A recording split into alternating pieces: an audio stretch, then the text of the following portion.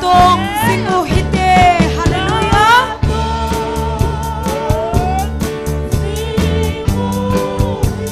Jesu hungkit ka sin tongon. Amen.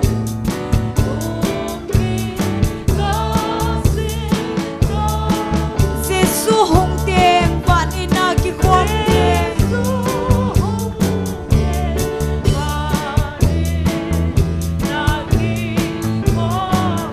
Leyehin nok na aumpon.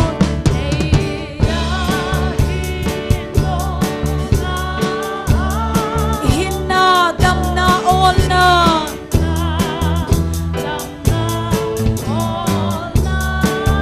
Lehi kay din gam thi bahi.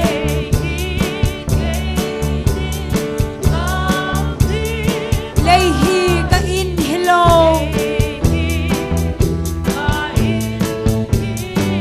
Natong singuhite hiyan.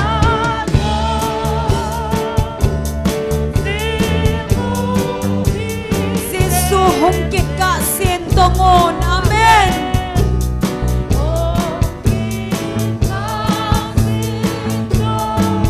Jesu hungteng van ina ki khomte.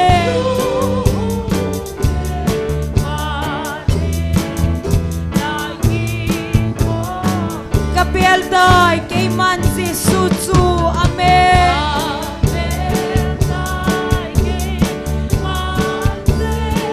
Son se kitalaw din.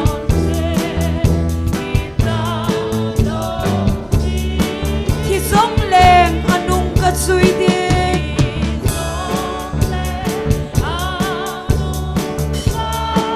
Van in kalhun ka siyam. Natong singuhite.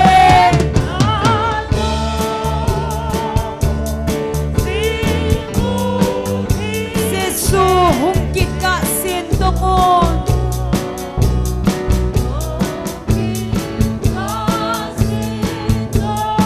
Jesu hungteng van ina ki khomte.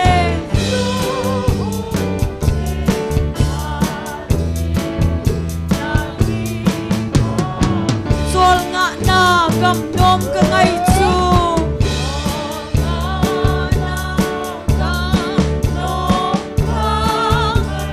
Iti ahong long din.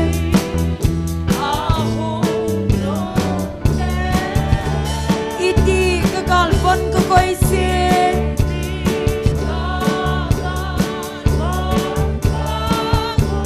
Innoma ka tseng dem. Amen. Natong singuhite.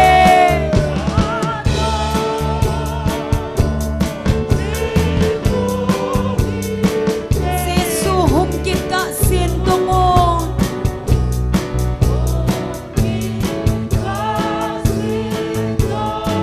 Jesu hungteng van ina ki khomte.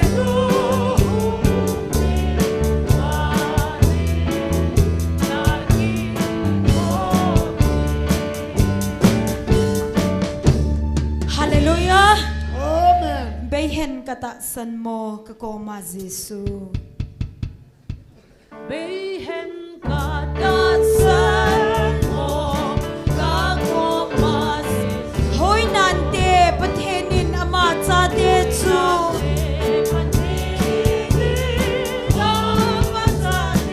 Kay ahinga tauleng thon mon ngai nante.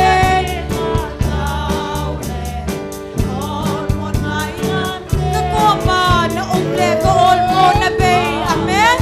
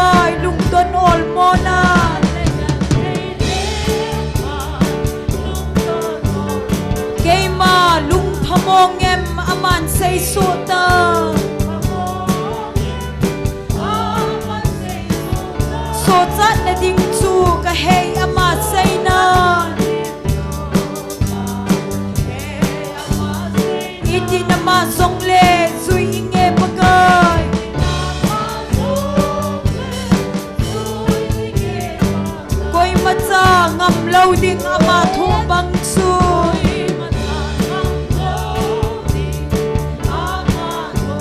a tho dai mi chon se so cha thei na de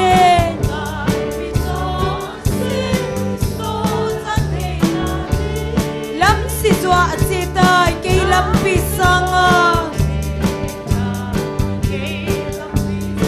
pakai chi na achun ke chi nang ka de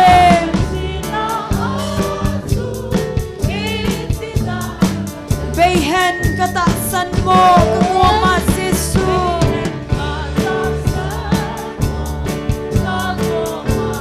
hoi nan te pathenin ama cha de chu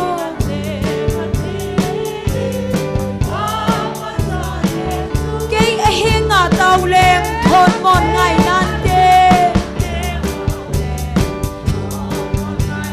ka ko ma na le ka ol mo na bay amen kalam mo at himbang aman ay puina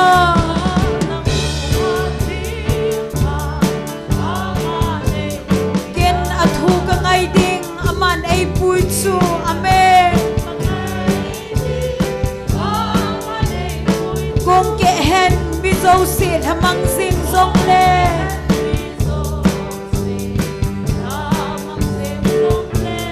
ama thu say vang chu khang đâu sing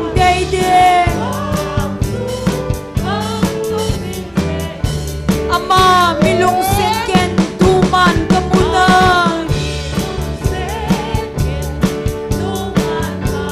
kay athita ding sa ay na cho hingday amen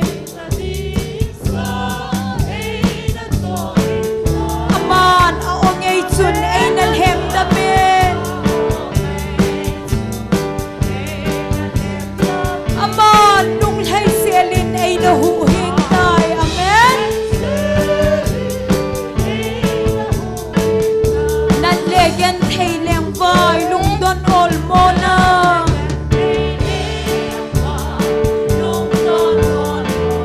kay ma lung pamongem aman say so ta so chat na ding chu ka heng ama say na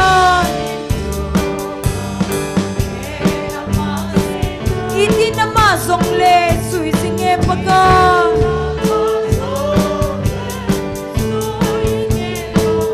koi ma cha ngam lau ding ama tho bang chu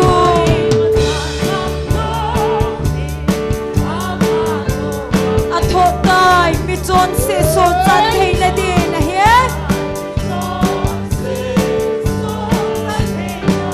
lam si zwa a chi dai ke lam pi sanga pakai chi na achun ke chi nang ka de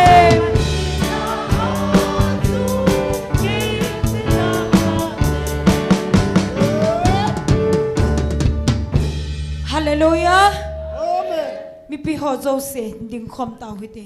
muthim ta lo ding jesu hung te Muthim ta lo ding Jesu muthim ta lo ding jesu hung te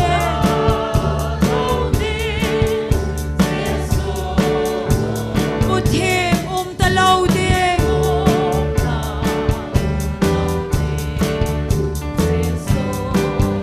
angai lu cheng pui khoma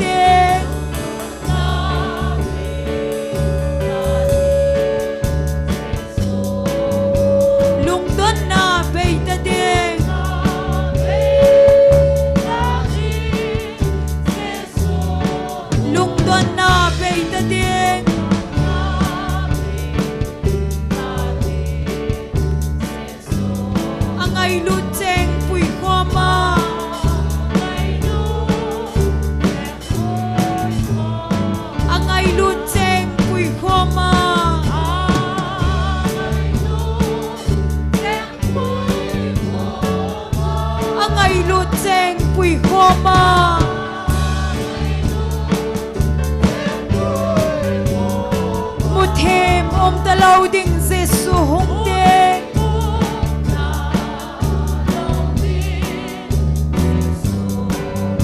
angai lu cheng pui khoma kana ta lâu đình Giêsu hung đen amen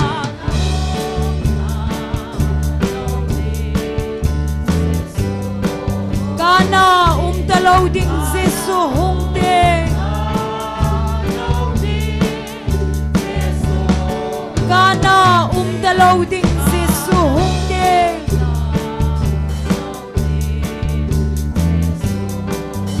angai lu cheng pui khoma angai lu cheng pui khoma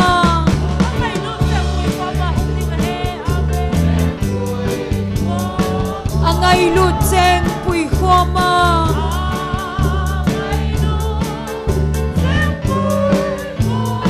một thêm ta lâu đình Giêsu hung đen amen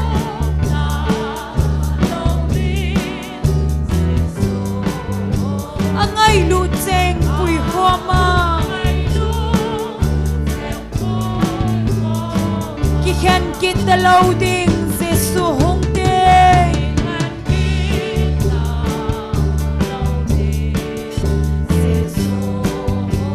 ki khen kita lâu đình Giêsu hung đen ki khen kita lâu đình Giêsu hung đen angai lu cheng pui khoma angai lu cheng pui khoma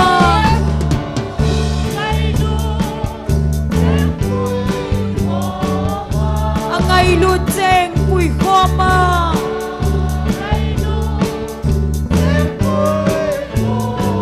một thêm ta lâu đình Giêsu hung đen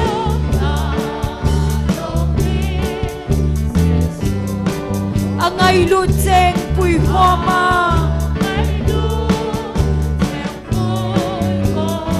một thêm ta lâu đình Giêsu hung đen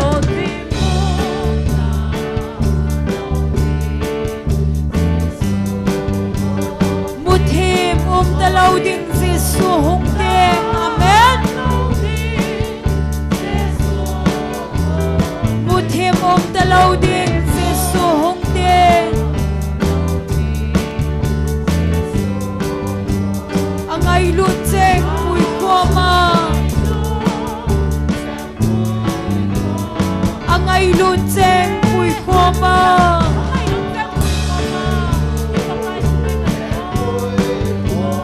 angai lu cheng pui khoma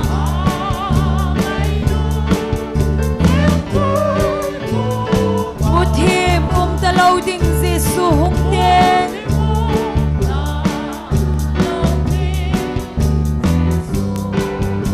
angai lu cheng pui khoma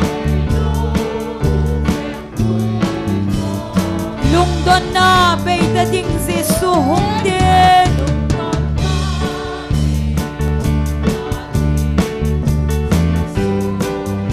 lung don na bay ta ding Giêsu hung đen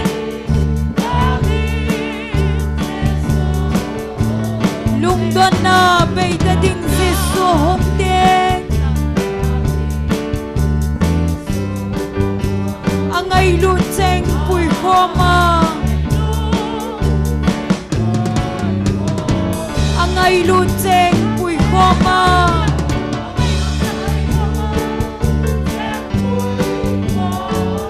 angai lu cheng pui khoma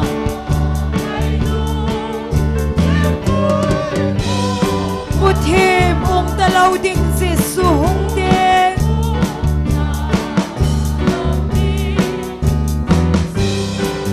angai lu cheng pui khoma kana ta lâu đình Giêsu hung đen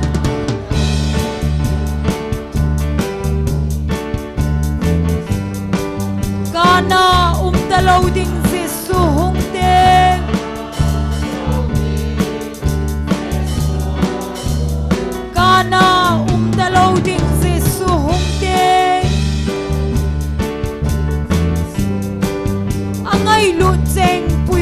khoma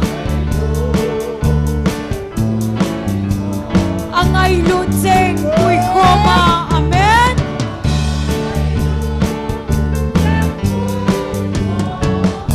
angai lu cheng pui khoma hallelujah Puthim om talau ding Jesu hung ding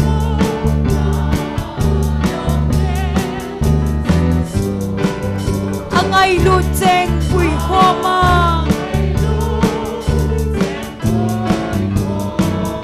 ki khen kit talau ding Jesu hung ding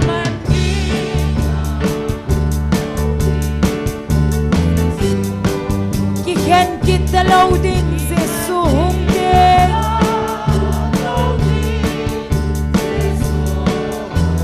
ki khen kit talau ding Jesu hung ding a hian angai lu cheng pui khoma angai lu cheng pui khoma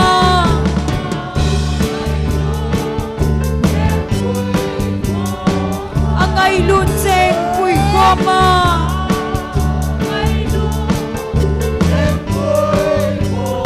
Puthim om talau ding Jesu hung ding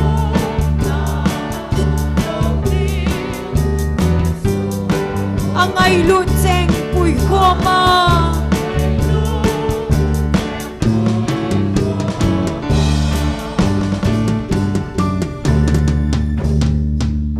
Hallelujah Amen. Pagaya pai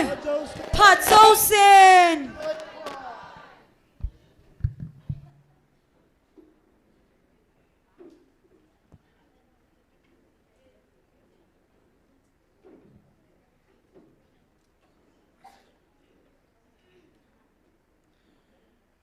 Online na hung pohozo sele.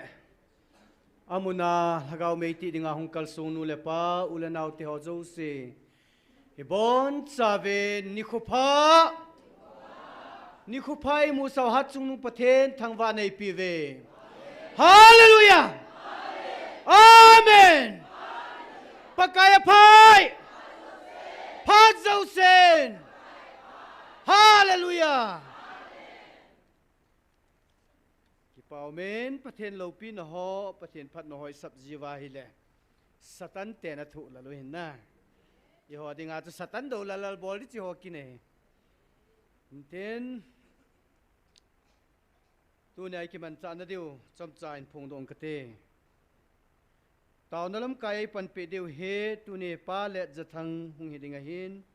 paten wa choi la sadinga ki gong he gol hang le na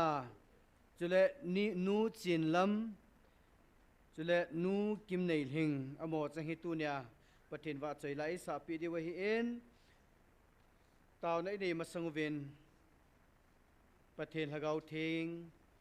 akam sung su tham khan hin sim do in ka te ke ma zaw na lo wa ta sa chi na ki sung ho nang ho ka het pi lo na hi zeuven chalpon te ahin natung diu le na pidiu pa ke ma nei dal haven nei chop kan ta ziuven hi chi ta sathila na ki su boi na ho hi khat chama chalpon te ahin do khang chunga ka thupi nit le ka oza ho nang ho wang mi ham pha na hi ve mi ham pha chung nung na hi ve nang ho wang ke man ka het pin hi chi chun ta sa thilwang ke man ka het pi pon nang ho ka oza ho hagawa ka thupi inin ho nang ho wang vevin na matsaluvin azi chu van go na nei ta ve ta sa thila ke ma pan na lo le ke ma zaw na lo wa tong ho wang hoi chi ham na gaw hoi chi ham na phu do o no ho sung ka abo dinga nakil hamonovin ahi na to gono wa i macha amachal pon aji chu keman ka het pi pun ahin tunil hagawa ka oza ka cha te na ho wang kema thusima kiji khalo wantil ho keman ka koi pi tan khang thu sima ko na ki zakhalo a khanga khanga zong ai ti a ki talo ding hi chi nang ho na chanu hi na machal naw le ke malung na to kha naw hi chil hagawa ka piu le kal hon pi naw na machal naw ke a ko na phat the na chan naw ai bove tu na ho ta sathila ko na lolhin ngai cha na ngai cha win a hin kun na pi diu ham a pi thei ding pa na hon ne pu ve a hin na hol hagawa ngai cha ho wang mi ham pha na hi ve aji chu na hon na to gaw na hin kine diu a hin na hon na to mano na hin kisan te diu a hi aji chu na ho ka ko na zaw win ke ma thu pi banga na chon ta ji win ke man hi chi lei si na zong phat thei ka hin bu ding van muna zong na chan diu ke man ka koi sa hi tai nang ho ka o za le zalo na lol hin naw le na lo sap naw a ki khi dan hi chu chu a phat chin na a hi bo ve pathen kam sung su athu theng sim do naw athu pathen phat thei bu piu han lang hei chital hana chun tunin itaw na di vain nam pumpin pakai o ita san su ke yuwa pakai lengama dinga ha gai ga the na ding vin tunin inam pumpi wa ding in taw na ne hite ani na chun ala chate ho evangelist ni hin khangdong nek robat hin chule amman cha min pha ho adang dang ho zo se jong tunin taw na nagel do tin ade din ngai lut ti bukim lo hoi I ho ti bukim jeng jong hi ka la le ki ngai si ji chu na ale ti bukim lo hoi ki ngai si di mo ngai he je chun het lo ka wa ni ki ngai si do wa hi jong le am ho ding ai atil kho dil al hamun di hi pakai hi na je chun tunin ngai lu ti bukim lo ho ding en jong taunan an gel do tin he chenga ti chun tauna ne uitin taw chai na hi evangelist hoinun in nei pulo ki pamente bon chawin pathen hinga tauna nei taw te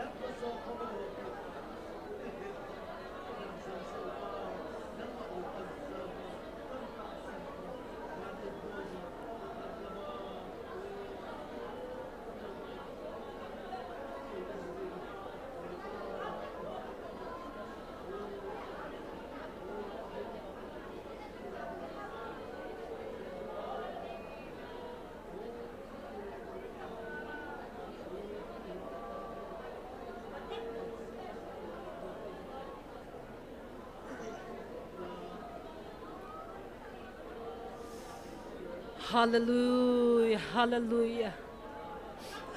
Hallelujah, amen. Hallelujah, amen. Opa, kapat sa simple. Kapua Abraham Pathen, Isaac Pathen, Jacob Pathen. Khang lui zo se ki ngai na le khang tha te kinep na. Kapau ngai ta ka Patheno. Sim ti la pa na abang hizing zinga. Tu ni san ge ya ki khelti nei lo kapau ngai ta ka Patheno. Lal to na sang pena to va sun la zana serafim ten. Atheng tia va chai chim lo chu. Ke ho Pathen zong na hi paka. Hallelujah. Cái hôn song ka va chai chimpo ve he pa cái hôn song ka thang va chimpo ve pa kai da bin ka thang va hit ta bong fan da le set simpa leng lo pi pen nang ka Patheno na hi kha ka wang pha ve hallelujah na min ka thang va o pa ngai lu na dim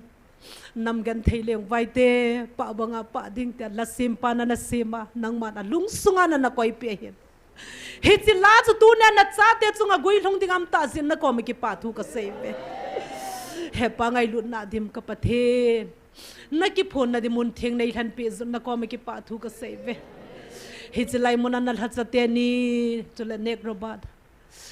am ho zong na satan mang cha jingin dam theina phat theina pi jing on tin na ko ma ka taw hilai mun na la cha ho zo se tu sei ding la sa ding ho zo se zong nangin mang cha jingin la tu ni kwan na hin na thuai ho limpe de pa na chapa zong nangin na satan hin mang chan tin da ko ma ka taw ve pakai thungai ding ke ho zong kalung thimu mun chu ma am lova hilai mona ma thu ho hi ke ho dinga lagau an tui ta hin na dingin lung lut na nei pe vin lang pakai het the na nei pe vin tin da ko ma ka taw vi nahi ka phat sungin lagau nei dim son lang nei lon let son lang mi te din phacho mi nei se mon lang lagau mi thitui kang lovin nei pi jingon tin na ko ma ka taw vi na he hepa kapan ho zo se na kuna kan hlan vin o Pathen ke pa thu se la pan ping ka taw na zo se chu le pakai tu ata san lo o gamboi nam hon zong na thu na ki phon hen ta san theina di vin zong alung ko nu hin kon hin hon pe ken tin na ko ma ka taw ne nam pom pin ki lung to ta hi chi pakai ke hon wang ka het siu vin a lo pin a lien be sen a sei ji zong ka heta po ve pakai cái ho ki pa bang banga nam pumpi ka ki pa theina divin alung su wa thu hin sei ki tan tia na ko ma ka taw hin cheng ho zo se dia na ko ma ka taw na lung sin hat chung nung pakai Jesus Christa namin theng panin ka hung taw khom ve amen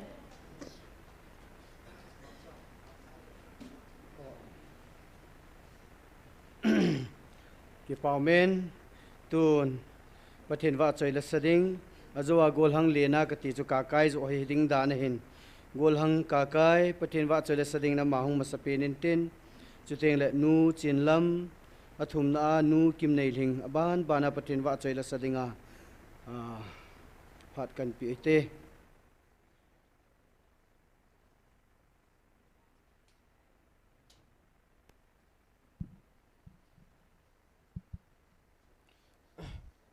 Pathen thang wa na dingin akhat na ti chu za jong sang len sang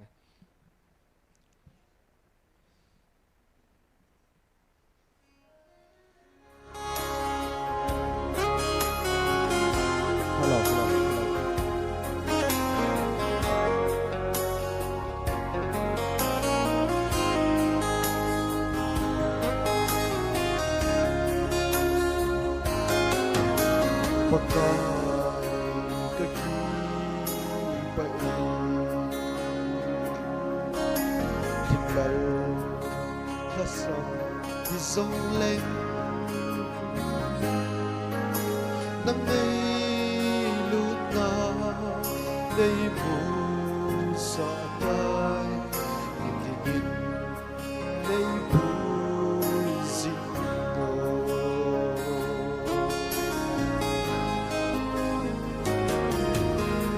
pakai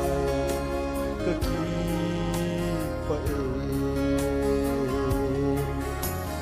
pae khát sông thì rong lên nắng ấy lút na đây mù sa tai đi đi đây bụi dịu dang sana na hit na thu hi akhat na ka koi jing thei na ting ni nong thim zi na ni pe ko pa kai it have na ka so na di ai nang in dei pan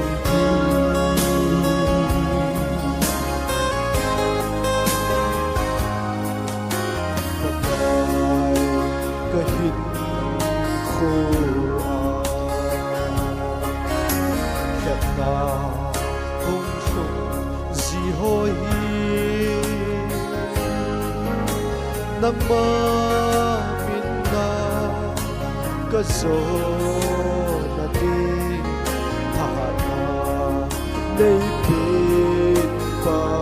ka silang sana na hinna tu hi akana ka koi zingei na di sim sim na hi pe ko pa pa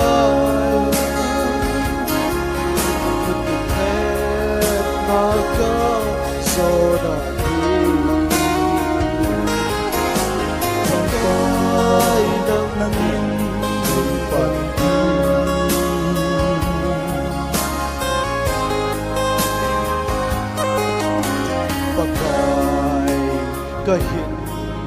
khô hi là sầm hi sông lên na lên gặp ma cha na tingin nay mong cha ding pa ka silang sama na hitui akana ka koi jing thei na ting ni nong sim sim na ni pe ko pa kai ni ti hem na ka so na di kai nang in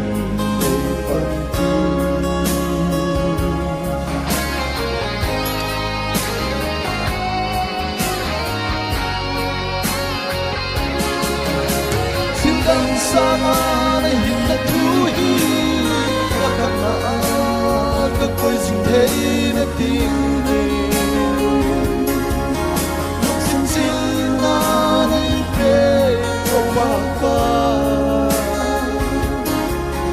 ni ti hem na ka so na di ai nang in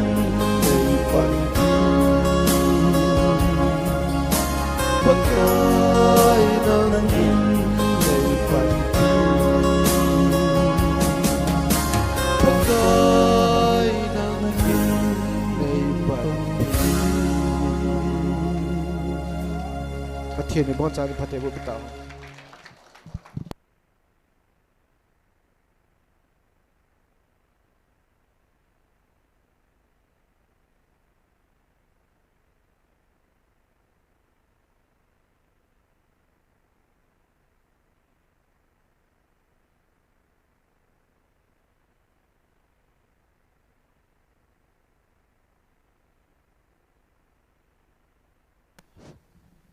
Amen. Hallelujah. Tu ni khua hitabang phat pha hun pha e hin hom u thang sei khazol pa amale nang hojo se chunga pathin minin ki pa thu kan phung ki ne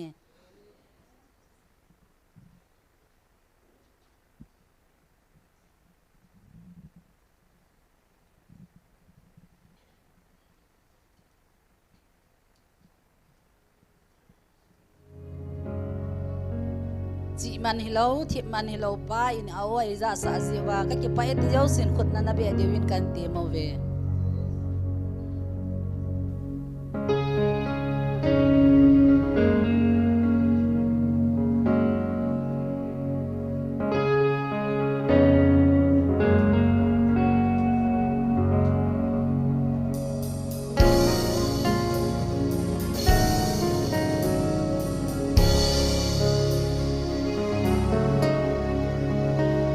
chi man nei hon pi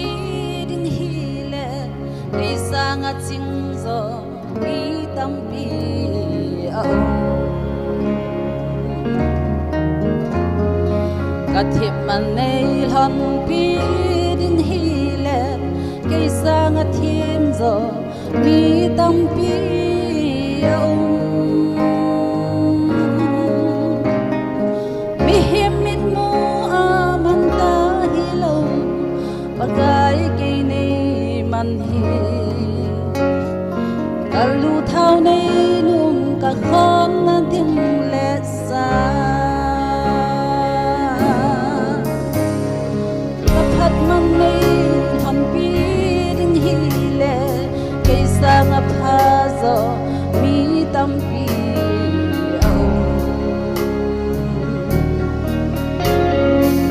hầu man nei han pi ding hi le ke sang a hầu zo mi tam pi au mi him min mu a man ta hi lo pakai ke nei man hi ka lu thau nei nun ka khon na tim le sa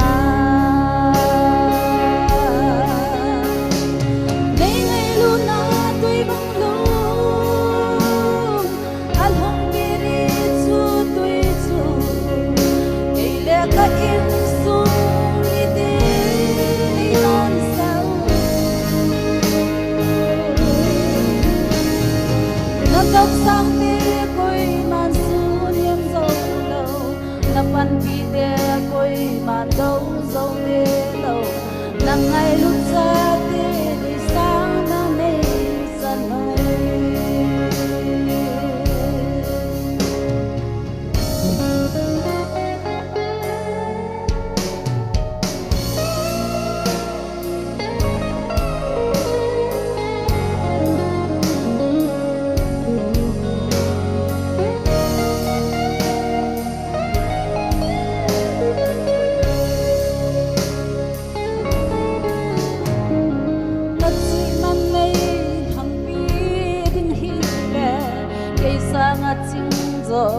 mi tam pi aum ka thip man nei han pi ding hi le ke sang a thim zo mi tam pi aum mi him mit mu a man ta hi lo bagai ke nei man hi ka lu thau nei nun ka khom na tim le sa nei ngai lu na tui bang lu al hong pe ni chu tui chu ke le ka in su mi ti nei don sa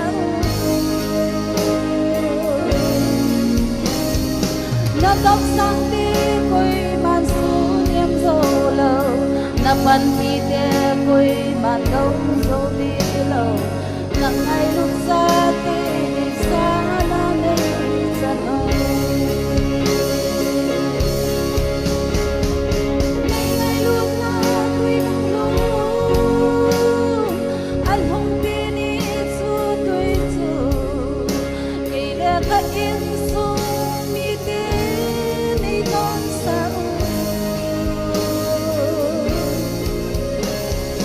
na tóc sang ti koi man su niam zo lo na pan pi te koi man dong zo de lo na ngai lut sa te nei sa na nei san ai na tóc sang ti koi man su niam zo lo na pan pi te koi man dong zo de lo na ngai lut sa te de sa na nei san ai amen hallelujah.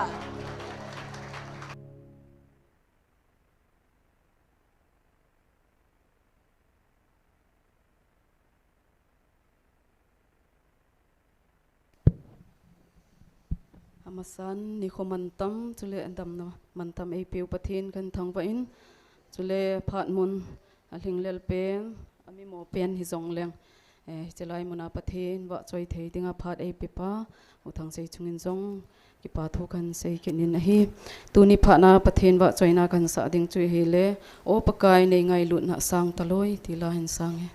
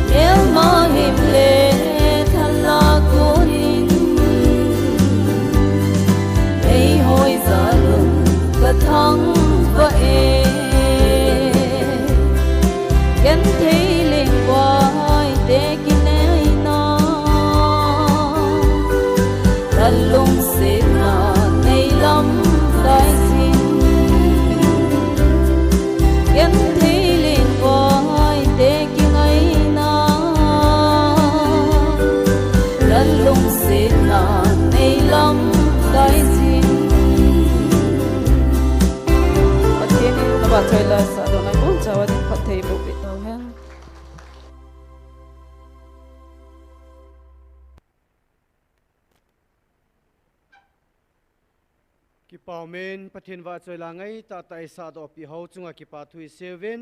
amo ho zalin pathin thang wa ve tun tauna item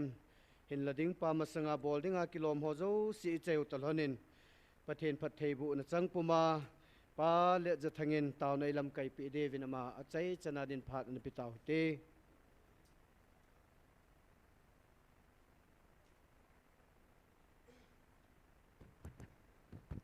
Hallelujah. Amen. Các kipa lại riêng pathian ka thang va in na ho zo se chungong ka kipa na kan pongi khat ve ni in upa let ja thangin thumun alu in zanin pastor let ja thang ne van alun tunin oza pulet ja thangin alu kin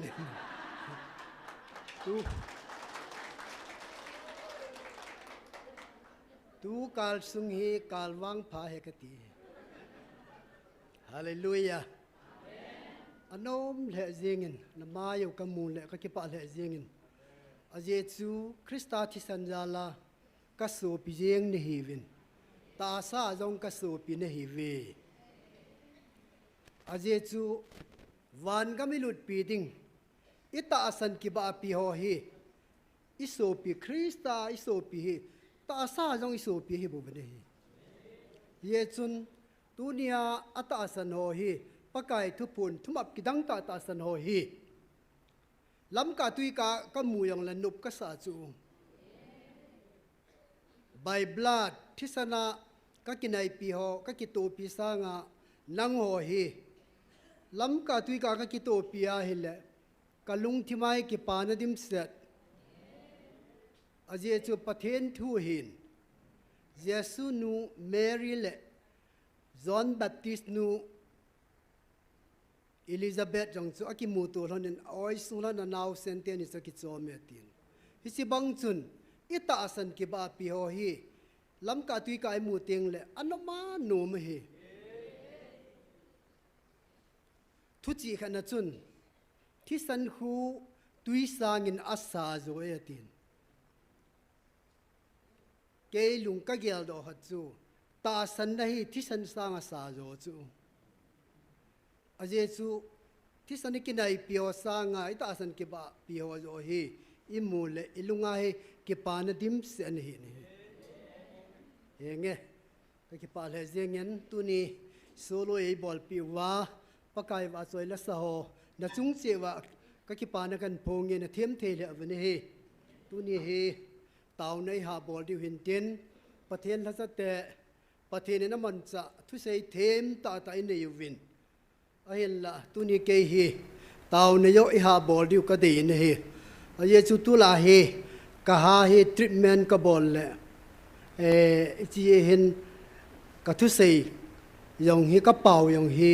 ki chi be se lo a ki chi lo na ka en ki chi mo che thei khanin om min ye chun na taw nau ka ngai cha ne he dam thei ni ke ti hi tu nin cha te nau te ho me mi kuma tam ting le ita sa hin imit iha inakul ithazung ai lo le isung I po hi adam loading ki chu jeng chu ya chu pathenin mi he mi a hat lai ta a han san lai ta adin khangdong lai na khangdon lai yu na hat lai yu na han san lai yu hi he pan ade lai ta hi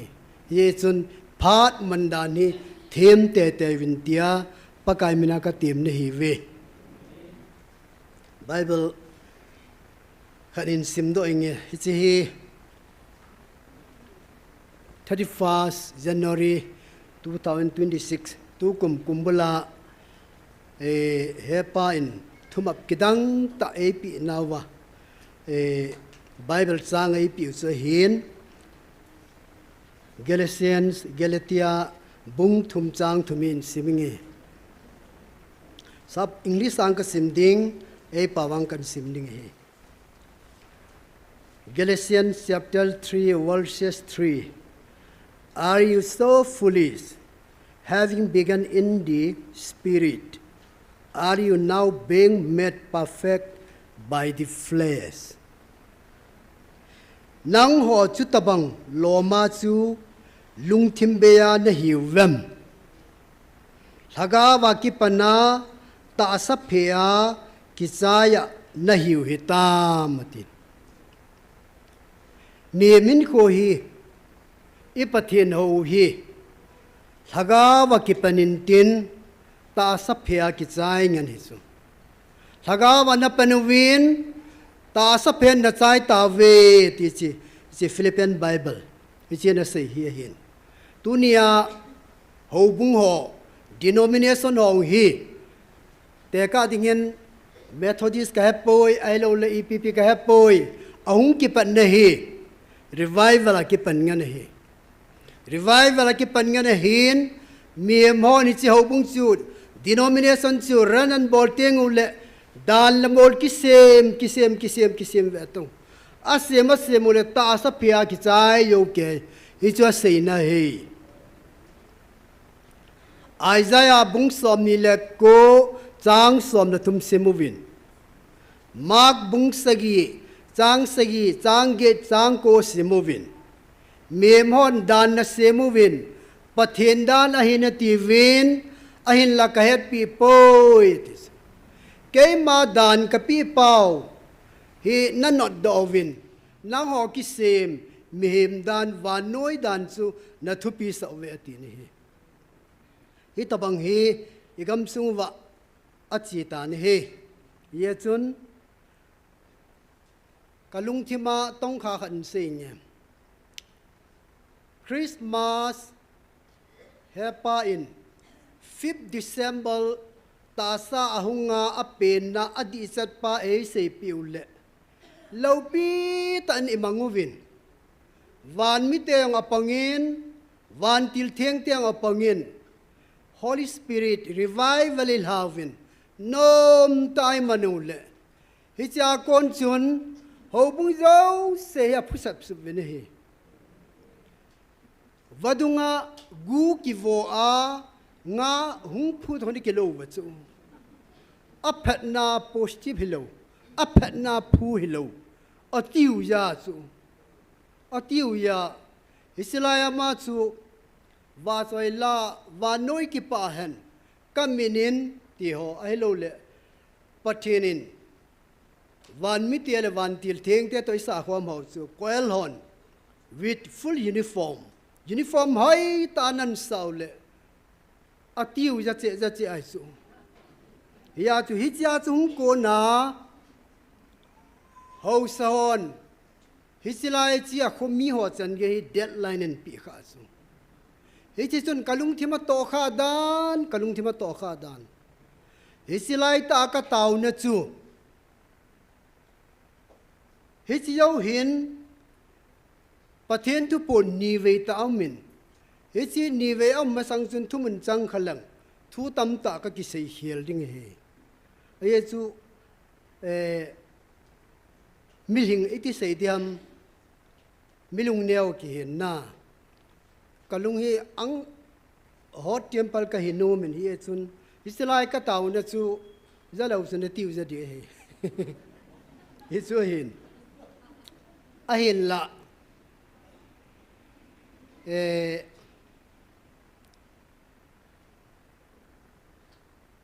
pathen oza a Taona Mei siama chi ho huwa ko na deadline ki pi ki chowin ki ti hi nakola ngai dinga a hi thil ha ta hi aje chu pathen zala pathen ol hagawin kuki te e vil now hongu win hisilayan hung vil lang hagaw mi tui ki thu mu vil lang hagaw mi na mi hitu sengu vil lang hagaw mang tha go alam hagaw lam vai tam ta sang so ma ki zo ne ti chu isa ding un taw win nagalu ken ne tu pi na winge ti sula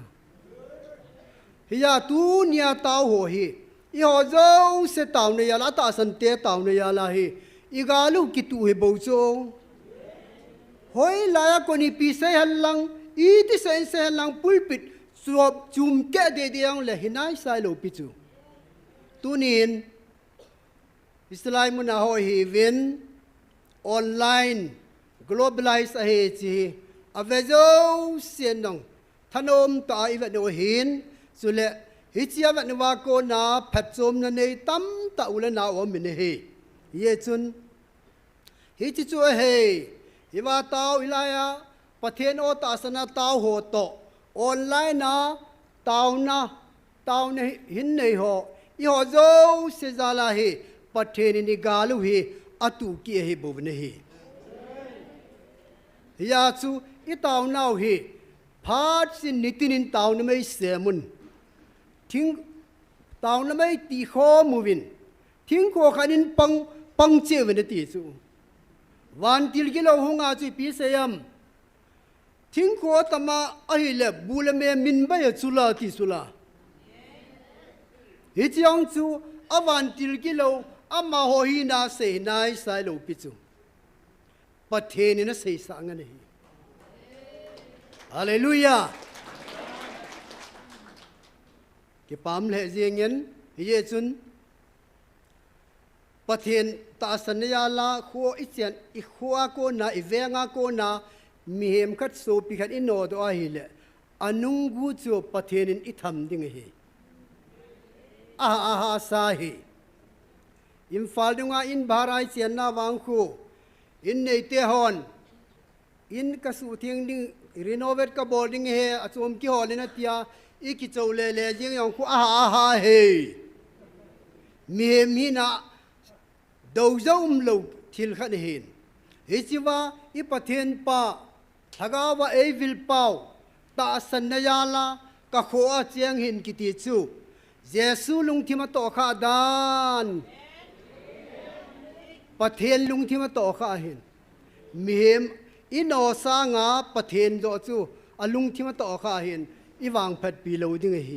อีวางเสร็จปีโลเดียเห็นที่อนุมตะเฮจุนเฮจิบอลเฮาโซฮีกะลุงเสร็จดานกะลุงเสร็จดานกะกาปีเฮลุงเสร็จตันเฮจุนฮิตบังเฮเฮาซอนปะกายมินากะเตียมเนฮีเวอันนาบอลฮีเบลวินคนนุงเละกับจัดเลวันเนกิซีสางินบอลฮีเบนประเทศพัดเทบนสันดิงเฮไอละฮิซิกันปนัดซูมาลส์ตาริกงาเลเตสประเทศทุ่มอับติวเตทุ่มอับกิดังกิติเฮคริสต์มาสทูโคจำนั่งเลงจับปะทุ่มอับกิดังกิตินทุ่มอับกิดังติอกิตินอะไรตาเฮตูเนียประเทศนินเฮปันหากว่าเอวิลนาเป้าฮีทุ่มอับกิดังเฮกติสูอากิดันดันสุนาเฮจิอาตาสันโลหวานิงบอลนามุนเจ้าเสียนสิมปงจิงวอลส์ตาริกงามาลส์อาปา16-17สุเลพพันสิมิงกติตุนนังฮอนกัดซุงวาอิมัตสาอุมปูนกะแกงเลกะลูเลกะขุดเลกะมิดกะซัมอัจัดเทนลายจินกะเลมนายองอิมัตสาอุมปอยนตีวินนางหอกิลุงมอนสะอินฮิจีกะจอยฮีหิงจิงหาจุงนุงประเทศทูจูฮิโลฮัมตินไบเบิลฮีลันนันนันเนเวตอติสูอัตาสันหอฮีอัตาสันอิฮอนไอปอยประเทศโอฮีเดฮีอินดัมฮีอินนวางเสร็จดิ้งเฮอิตีนหอฮีก็มีดองอีท่วมปอยกุมิตีทันจีตันก็แก้งดองอีท่วมปอยก็ขุดดองอีท่วมปอยตินลันนันเนเวติสูสุลไบเบิลฮีฮิซีโซบอลวินลันนันเนเวติสูอบันซิมกินุเต17อหินฮิจีหาจุนุงประเทศฮีเลอิติดานาฮิติยาเทนไลกะหิมนตีวีอทีดิงโซเดหัมกติสูนาอดัมเทยอจุประเทศทังวาดิสูกิสุขานาเลมนาอิมาจากะเนปุยนตินลายยูเวติยานัมดอนดานมีเฮมโฮเฮนาอากิงอลดานนางฮอนนัตอาสนุวานางฮอนนักเกลเป้าฮิซิเดียบลอหินตีเป้าจู nang ho gel pa chu hilang hi chi na gel bang chanuwa chu nang ho chunga chu dinga hi patheni nei vil nau hi ata san lo hon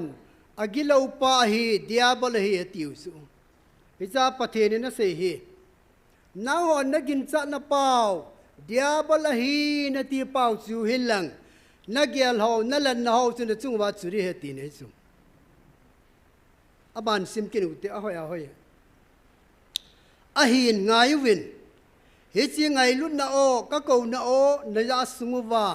hi ke man ka hlan ka cha na hi zeu win nang ho ata san lo ho ki ka ke man na chungu win na tong pong ka te ata san lo chunga na tong chum pongi a hin hi chi ni kho hi ka vil ni kho hi hung bein tin hi chi ni kho ka hung vil lo ni kho teng le nang ho na to dan chung cheu le nang ho ke ma do na kam pau ho chu guwa hung ki le ding na chung wa chu ding a hi amen dunia ilan na pau in lan na pau ki chalowa ilan na pau hi pathenin ei vil na hi ang ki chai ting le atis a vil na hi ei vil na hi iko lai golden chance pi o he ata san lo ho yong ibon chawa hung lo loi win golden chance sana phat da bang ei pi o hin i chai phat ki jan peta hi isi muna hi zot loi ya Taona Mei se mai pan loi ding he ama wang ka vil na yang ki chai teng le azowa ilan na ho a se ho chu so chung wa chu de he tis gu a hung ki le ding na chung wa chu ding he poisonous wang se na ham se na chu pathenin ei vil na pau ei hin tun do wa ei vil na pau ki chai teng le hi chi ilan na ho zo se hi a chung wa hung chu ding he ke ma di na zenga thu se ya ke ma do na nga na thu se ho dinga thilima yo se hi nagalu hi dinga hi ilan na ho zo se bo na ma ho dinga galung hi dinga hi nalu phom pin na ji zong nagal hin tin dan sung mi na nu na pa jeng zong nagala hung pang in tin namu naloi phata zong na do ding in hung kisan tin hem la thal jeng in zong nang malam hin ngan tin thiliya kai nang ma do wa hung pang ding a he ti kichi sel explain bol ngai lo be kichi sel aje chu hing jing ha chung nu imayo se chunga thanei chung nu na pathenu ke ma do na lung na pu na ke ma nei te ta jin thil iya kai hi nang ma do ding in lan na hung pang ding a he no kha khat ting le akisi man lo zo sia dinga ama ho lan na hung pang ding he tunia ma hon i hoi lan na he e chin ni kho chu hung lung wa ding a hi a hin nang ding in thina chu tap jeng po na tin thina chu na te wa lo ding a hi e chi yo se na do wa e chi yo se na do wa hung panga nang ki het do ni kho teng le e chin ni kho chu na hin kho be ni hi ding a hi na hin kho be ni hi ding a hi ti anam dan ka so pite ho a hin hi chu na nga ding in phat am ta pun na nga ding in kamun na jong phat am ta pun na nga dinga a chai ni hi ding a hi explain bol ngai lo be khan he na ye chun taw na ma sa thaga wa lam vai ho second Saturday every second Saturday a he counseling ki bowling ai ta ama sa chu every Saturday a hin tu a he every second Saturday ata san zo siang i pan ta diu ka ta sanin ye chun he cha dinga wi taw ne man diu thaga wa lam vai hoi ti la koi ham ka so pite ho tunia hausa ka he tia pathen ta san ho no do hong chu thaga wa lam vai he tunia hong na tong ka he tia dan la mo la ma tha ho so til se ho yong thaga wa lam vai he hầu bung alam kai association convention alam hầu lát cho họ mai về gun kê ya na tông ho yong laga alam vai hi về ama ho zo se ding ai tàu điều hi second Saturday hichi pathenin ala cha te ni nang ni chunga kalungi ti haida di ham lagaw mang tha ding sang asom nei met pilon ta ti chu alo pi dan amen hallelujah pathen la cha te ni chunga pathi ipakai wa ki padan kalungi ti haida ding ham tin promotion up to date in promotion of pilonin yechun counseling ading in Taona Mei witin tunia lagaw lam vai ho ho na tong ho hin ho so hin sule CSO lam kai hin ta san lo in sa in lang ni dim se nei mi tam ta ma hin he yechun mi nu mi pa ho hin idau yo mai mai vin dunga go lang ho hi aloya pai hon alan ting le ha san te aye chu nunga hon jong gol hang akingai pikhat chu ata san lon hi lama da ha de he gol hang on jong nume adei zat khat chu pathen hilaya pathen o ta san lo hi la ha ding hin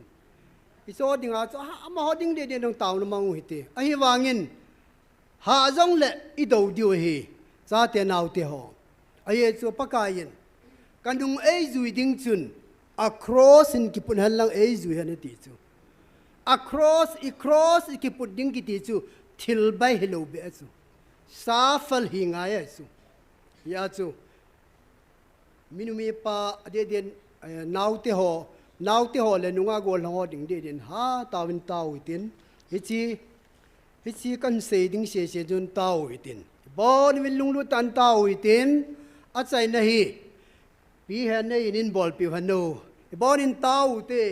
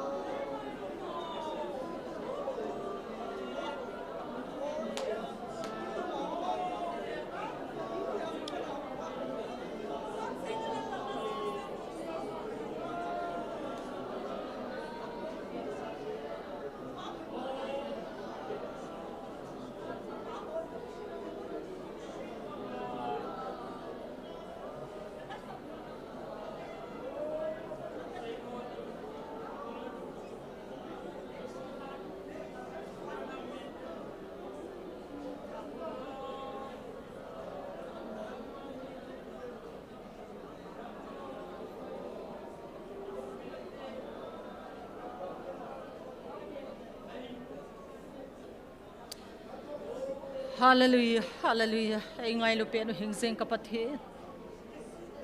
Thong wa dinga lom, wa choi dinga lom, choi at dinga lom hing seng ka pathe.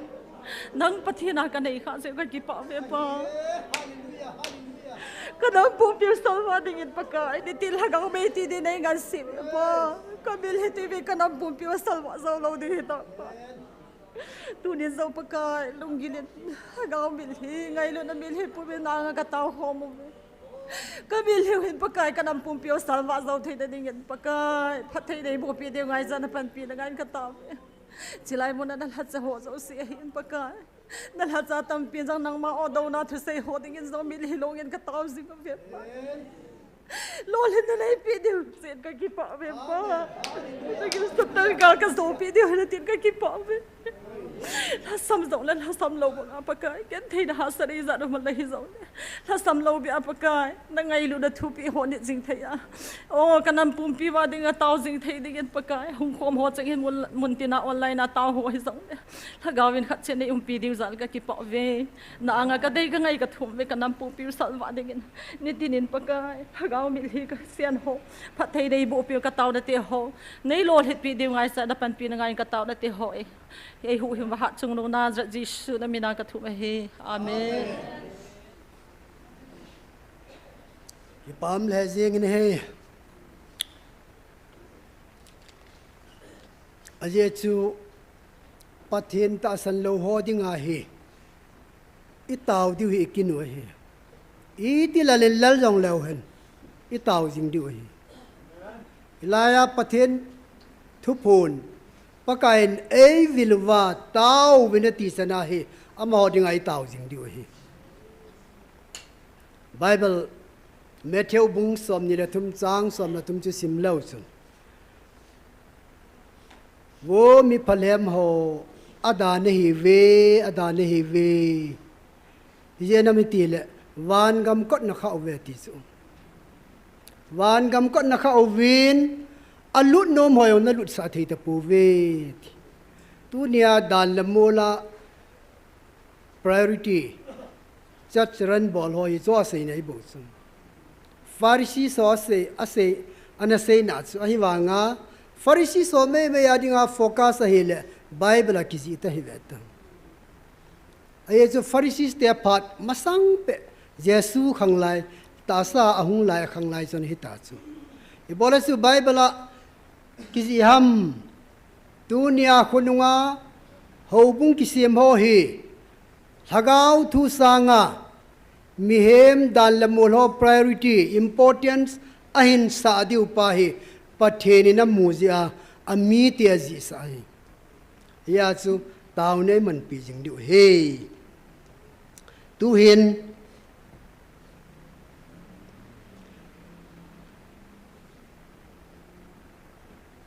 hin pathen la cha te ho pathen la cha te hi chiwa pathen la cha te ho zo se to Boy na mun ho nam se pai ho iso adi taw diu hin chom cha cha I taw diu point pa kan se hin chom cha cha ila sen hin bol nge pathen la cha nu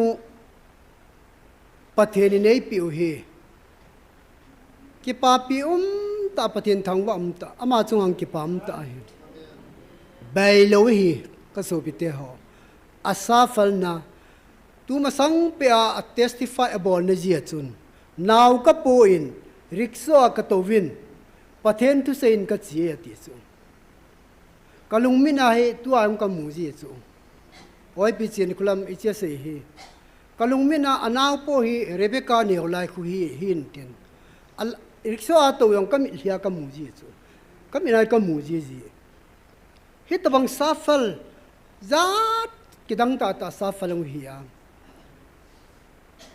Asafal yala chu tunia Nampi Adia patheni nei pi hu chu thupun masalaya pi seyam kalhatsa khatlani in ka thuwa ngaya kana theng sana transparent atwa thagau angai luna ahu do zala he milhisenga tauna je wa he nanamu ka hu do he ati chu amen Koi ham tile oi pi chen kulam evangelist thanglin se evangelist thanglin se ong ki thopi dinga an pi dan a testimony avel velin ingayuven allo pi dan kidang ta pathenin thil tam ta testing abol test abol su test abol su athi kon cham chama dasbina ki pail hataba hilaya hiwa pathen thasanu kom lunga honunga lopi ta ana to tu nia promotion step by step ma promotion apia thila asang som alak hali na thapi alopi dan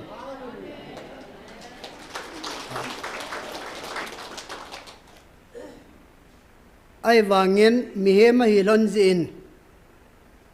pathen ta asan thelo ai mi ho hi amina Christian 100% Christian hi wangwa atheist pathen ho lo tama tambos ho good phapamin tin ho good chu koi ho ham ti le dan lamol important sa gp ho chu ho good ni chu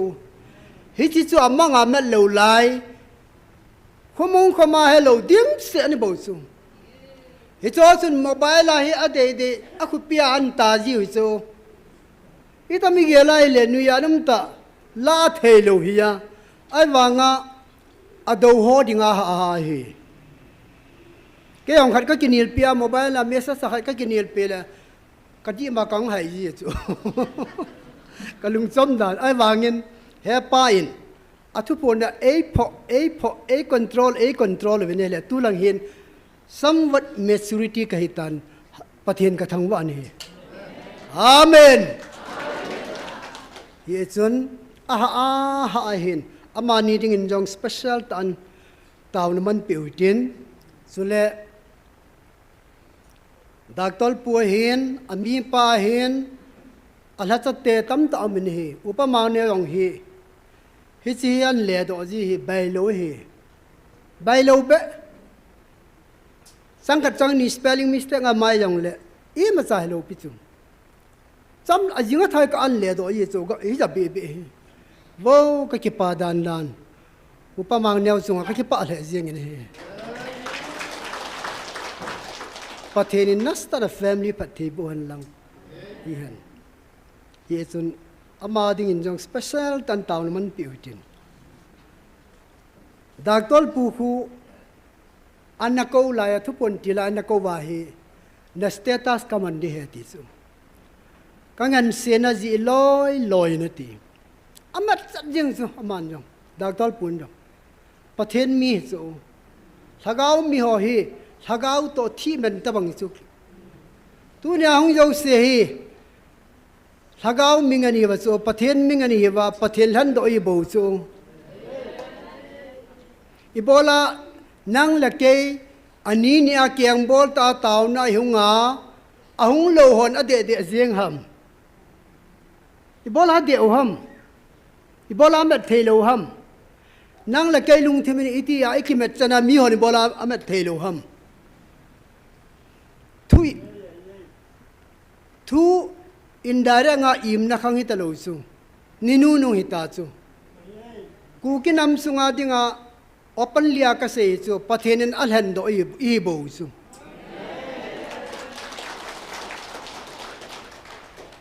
ningkum april tarik ku a ipiasayam kalhatsa te ni to kalenga mana ki jo lu nu kamutai ti so amen sun le ana ki chop chop the he ka so pite ho lo pi be san chu ko ni sim jiven tu ni ko theng ni hi Gabriel in the minozi lu ni ko hi alo pi dan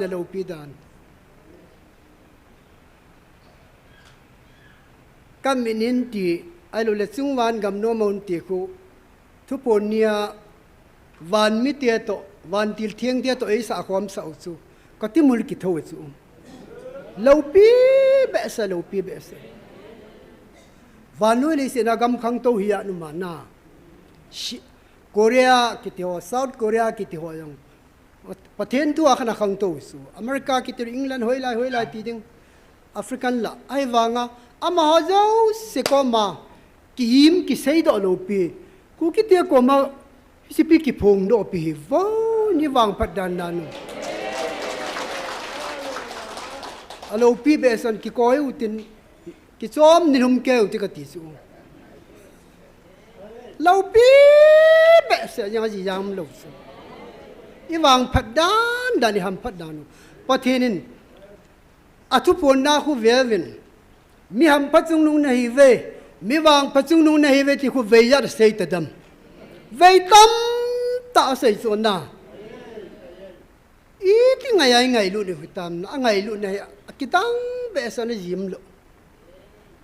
กิตังเบสจิงนี่ยาสุโลปีเบสtheologian doctorate master double master degree hon ahet thelo he tu khangi ni nu nung ni hin denomination boy pina khangai poi ministry boy pina khangai poi sumla pai fan hall na khangai poi thaga wa kisu che ding pathen oza ding pakai la chateni to aleng ma ki zo lut khom ding ki zo de la ki zo lut de amen hallelujah alo pi be se ye ngai jong su hin tien ani na hen boy namun li ta lang boy na heaven kam jong lang boy na heaven ai lo lak isi I hai view boy na heaven boy na ho jong hi ipi ti sei di ham akilo ling tamang hisu pathenin hiti san ei viluwa ei ko wa nisya nang lake itaw jinga kingai tom ta ina to ding hello pi ito di dim set ito yo se kidal ha pathenin ngan siana pa hi priority ki pi he ai chi pi chu kidea kidam ma hi adela dam he bang se so chu pathenin ti lo da dio boy ti lo da diu ham ai wangin ta san cha te I hon wang panila diu tauna panila diu hi I tau yin I tau na I che boy no hi hai gam mi te hi thu pu na se so na ho sa nga hop thu ma tam zo nam khan hi na sumangovin na su chawai de we ti sula hai gam mi te se nei chong ibola na su chawai de we ti ham hi chi wai taw na wa ko na he pakain awan til te tha pia chat thelo wal ha khula amen koi tha nai chu ki bol ham nang la ke mi hem tha ni lo pi sume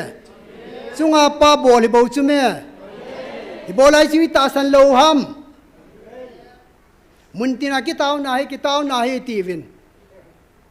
hilai na taw na win bo nagamu salwa ding he ati pathian ngel in ei sei pi sula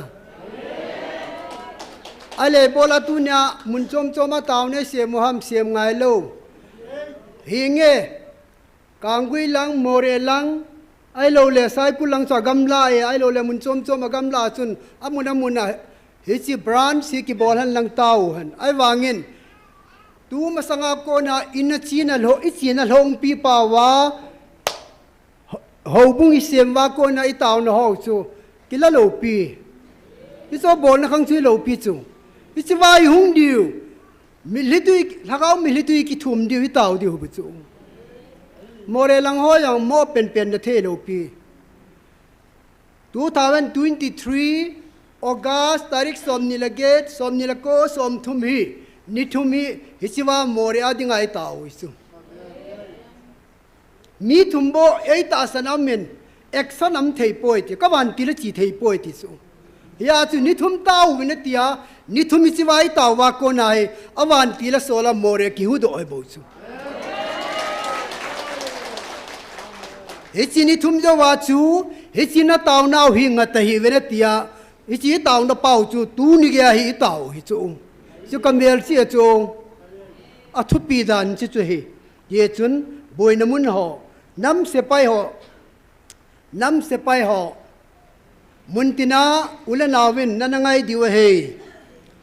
Isilaya patherin di vil now hi ibon wai tasan wa hiule tasan pum puma gali kamule dol sakabi ba diu hi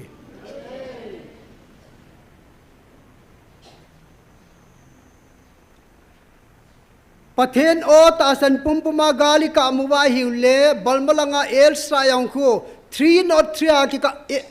fight alu ki kap la the ya ka ti chu Ibola ka seham David patherin thau anu achapan la thau anu aute galmuna pan avel hitinga sol buchuna posa lengpa sol le amite ho adinga esina chu golaya in Israel pathen mite challenge sa bol so pathen mite golayan challenge sa bol hi Israel se paite he ki thing ane hi uchume Ejina tu David agal hun khal na an bol kille David lung thima to kha cho ama chiap tan lowin pathian mi te taw challenge sa bol thei ding ham ka tham de ti sula aile pathian thu boi sei pi wasula golaya kiti hi pathian lo pi na ki pon na dinga mihem sanga extraordinary len la sanga ka sem he ti sula thu pona na echo David kuna ko na pathian lo pi na ke phong chu ai wa nga aseli na chu thugu ka sei pi din hi ve golaya sangin David nunga ding Michael Cholenzo ti sula amen hallelujah amen Isilaya pathian ta san cha te ho hin thugu tam ta yong he pa nei sei pi wen hi He chang ju thugu hi wa noi ka pi ka thu bible lo hi ka koi poi dunia nang ho nam ka cha ka sim ka go loading te ko ma sei pi dinga kana koi he ti sula lo pi dan ibola tu ni ge ya hi ta san lawan muham ibola nang tha na balma government na kam ham Bangladesh government na kam ham ilai pathen thu na ta san teng le nakap teng le ven Michaelin na to ding nagal mi te zo se bo ko mal hu ding he amen itu hen tu ni hen nam se pai te ho zo se ading in India hen Chittagong Hill Track kitila Bangladesh hen Burma hen pathenin mun thuma ka op khumu ve ati he isigam thumi tinga ong ka gel ji chu mun thuma konin mun soma ka op khum ta ve iwana taw ni jalu vinati sulana hi chun nam se pai ho hin boina mun ho hin alha cha te ho zo se tu chung asam ma ilol hin naw jong hi thil ki dang khari chu ami pa ko mai pi se yam nang nai hu ka koi sunga nalengam jong machal ding nalengam pung ding he ti so le ya wa tu ne a kind of plus is song hi apun na kha ne su ti cha yong hi pathen thang wa am ta hi ye chun iti ho zo se ading in taw itin pastor thang neu lagaw me so apang ji hen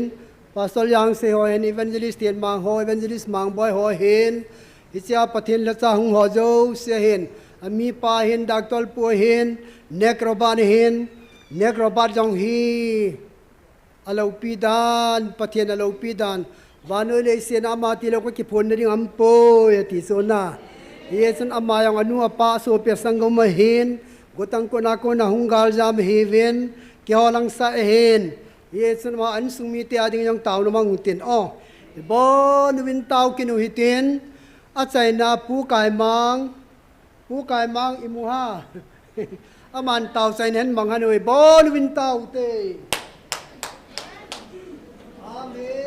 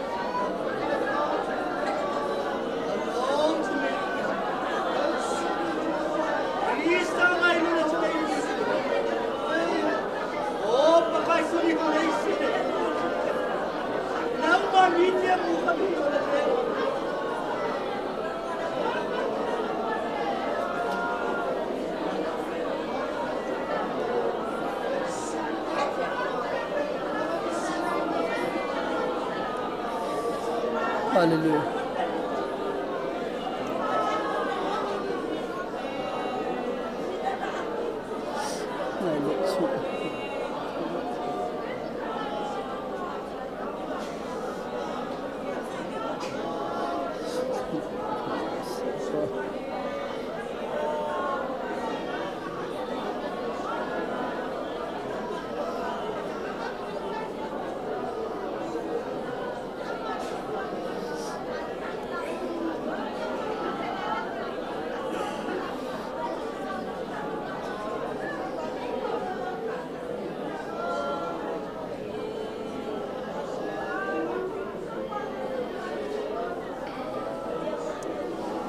Kipa ve paka,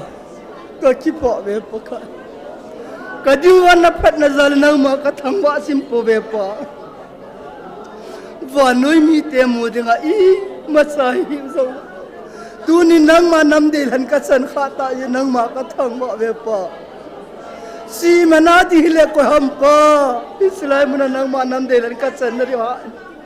Ahi bangin si man hilowin paka nang ma nangai lu na nei lan ta nang ma ka thang. Na sa ka hinaw ki helowin paka tu ni mi na kisu. Ka kisu na Krista nang ma bon he pa tu ni kala nang ma na panwal ki ho I masa ka hi po be pa. Nang ma ni he so ke win he. Tu ni zong ka nampi nang ma nei ven se tu ni san ki paka mila aham the ka hinai ve kisu tu ni zong. Kay mo ho hin ho yung si kadala lo wale pa. iti nama jong le o suwa ka chi ki di hi jong le nang man ka chan hi vinitir alo pin ho zo si paka tuni o na cha ka hina hi tuni hi kumuna ta san cha hom cha hi jong le nang ma ka hin bel the nang ma ka thang wa ne tuni hi ko mal hom cha hi rong paka kam li hin ka nam pi nei tuni ta je nang ma ka thang wa ne nang ma het ka hi ta je nang ma ka thang wa be pa nang ma mel chi nam ka hi ta je nang ma ka thang wa be pa wana hin le kha ba ka mino so ta nang ma ka thang wa be pa nang ma go lo ring a cha ta nei sim ta je nang ma ka thang wa be pa kama sang lam pi mi he min kamu thei pa hi jong la nang ma nei mu so ke nei so ke nei pu jing ta vin tin e hu hum ka pa ka na je shuna mina ka ta he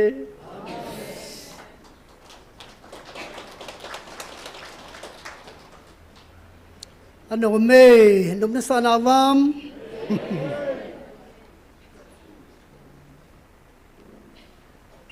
pakai lagau thieng thu ponin e pawin và nói mi tiền mít vật na dingin mu set pen ta hay dòng leo chun cái mít vật dingin alul pen này về thì solana mi mu set na dan danu chu infala chang hon akihe ne majority hai gam mi ho ko ma chang hon akihe di san ne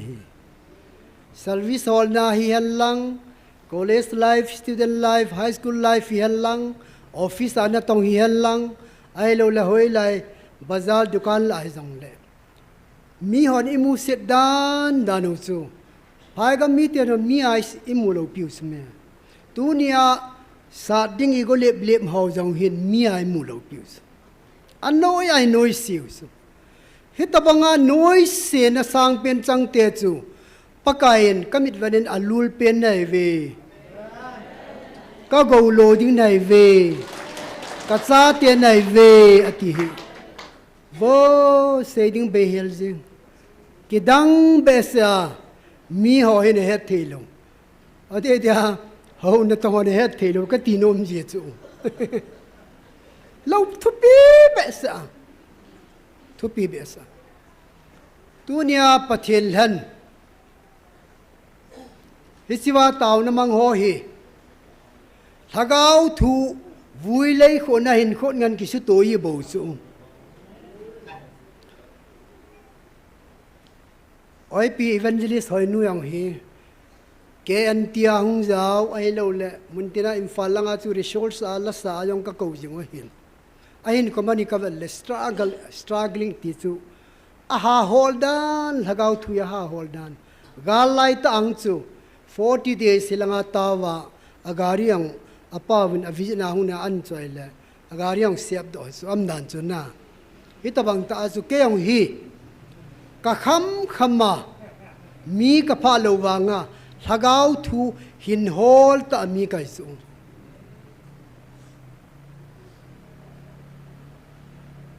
ya chi bon wa hi thu pon hin na hung dang sa hung loi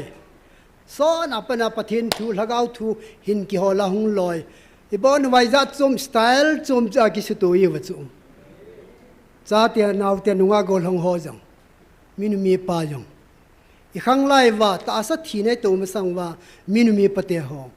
pathin oi za wa hi wa wan gama min ji kha yaw i minu ki ji kha yaw hi wang phat danu henge tu hin pathinin na tung diu na sem diu wa nagam sung pum pi wa thanei pen pa sanga zat thuma thanei zo le thanei ta gam thum ka thum ka tun pi din he ve ti win america israel in kha chui pi diam wang ka sei thei pon hi cho hin chu le communication ya taw na mang te america ri taw na mang te israel adi taw na mang tin communication silong go tia ko na te se hung zo lo hoi hung nom tan ai wanga ai zo langa sau ta gari to jing helung zo lo hi chun khawa silonga ko na hung tu te khan nin airport na ring hung taw ne te ti su airport na mai le ka hung dinga taba tam he ti su hi chun zani dunga assam siam pathene alung thima na to le development e pi su la na sibanga chu Indian government jong hi Adia communication minister long hi Nitin Gadkari kitipang hi alung thima pathian na to le airport ka poi lampi ka poi za chom thilpa chom tamta phat ta ei to pi kom dio hi ye chen sharing sun tau tin tau chain a chai na hi tau chai na hi hu zol sin mangin tin ki khan na hi lo lai ding tau te bon mit oh hallelujah ka pathian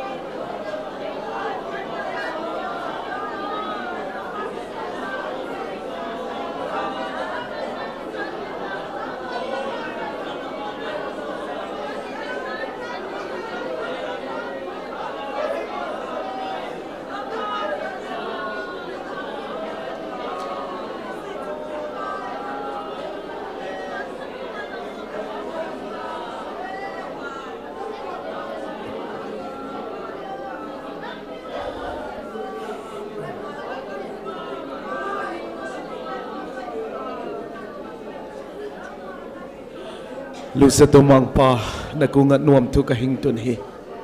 Natatin kapoy mo ule kakul zong nangin. Kagien sangun zong nangin hezoe pa nakungat nuam tu kahing tun hi. Natatin tunihunin kangay chaw nang nehin. Kalunggelo nehin. Kapoy mo ule kakul nehin. Nangin ahun le amundong zoe nang man. Nahing piading zen zong nakungat nuam tu kahing tun hi. Nang ma nakitiap na khat zong ton ngay lo. Khang som khang zata nang thon ngay lo pathian kahing na izen nuam tu kahing tu ni tunin na do khanga to nataten kahngit ni teu hi nangin hing sanga hing pia ngupia gwal zola hing panpiding kahingen hi lo pina patoy natin nang man hing tang ton chin hiteng teng kamang pa Jesu Christmin sang tanukom kangen hi bonding utin cái màn ít cái là tụi nó đi bên tàu nên bằng tàu nhong tàu tê các cái bảo vệ các bậc thiên hạ trung nung và nói lấy xe nào lâu Israel muốn thiêng này pizza là bên mình lâu pi cả thằng bảo vệ là nó cho tiền này pizza là bên mình lâu pi cả thằng bảo vệ nè robot nè cái phone nào và nói lâu này pizza là bên mình lâu pi cả thằng bảo vệ Nan hata tiao naman sa hozo sa na ipizala min namin laupi ka thang bay jing la thaya ka kiman chana diu iya kai ka in le hisrai muna ka kilele na wa incident accident lawa nawan til thengin ei puijing zal win jong na min lo pi ka thang wei thil patam ta nei bol pi na te ho ki pa thu sang ta se ya Nazareth Jesu mina ka tawe he amen